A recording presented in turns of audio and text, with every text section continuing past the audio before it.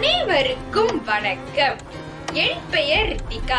நான் educated general ஃபிளெக்சர் Tamil பள்ளியில் பயில்கின்றேன். இன்று எங்களின் பரிசோதனையின் தலைப்பு நீரில் கரையும் பொருள், நீரில் கரையாத பொருள்.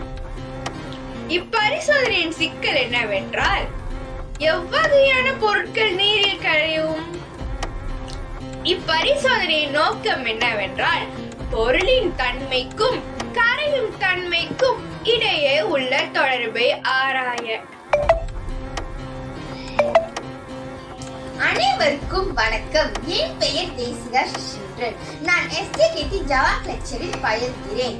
மாறிகள்: தற்சார்பு மாறி பொருளின் தன்மை, சார்பு மாறி கரையும் தன்மை, இறுதியாக கட்டுப்படுத்தப்பட்ட மாறி நீரின் கொள்ளளவு.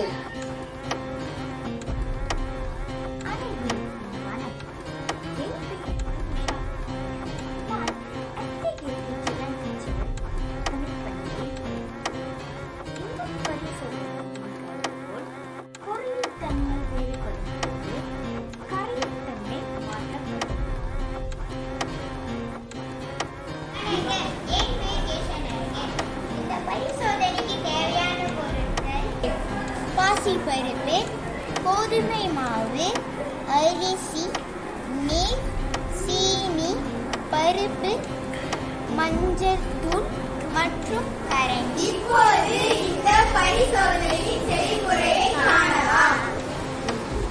முதலில் நீரை எடுத்துக்கொள்ள வேண்டும். பாசிப்பயிரில் நீரை ஊற்ற வேண்டும். பிறகு அதை நீருடன் கலக்க வேண்டும். பாசிப்பயிர் நீரில் கரையவில்லை, ஆகையால் பாசிப்பயிர் கரையா பொருள். மாவு: நீரை எடுத்து மாவில் ஊற்ற வேண்டும்.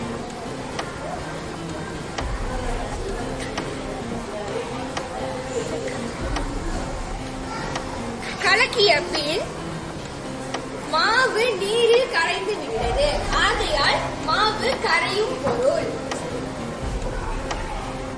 அடுத்ததாக நீரை அரிசியில் ஊற்ற வேண்டும்.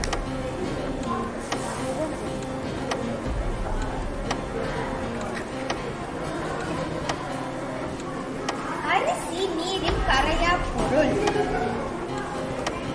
அடுத்ததாக நீரை சீனியில் ஊற்ற வேண்டும்.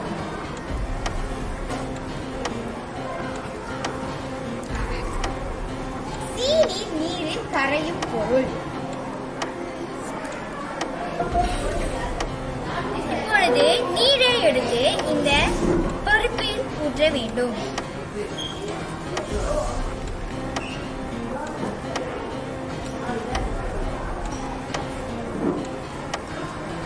கலக்கிய பின் இந்த பருப்பு நீரில் கரையவில்லை, அதனால் இது கரையா பொருள்.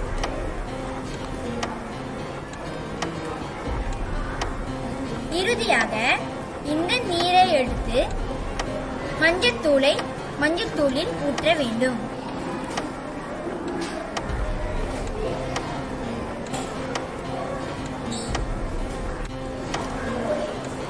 ஆகையால் மஞ்சத்தூள் நீரில் கரையும் பொருள்.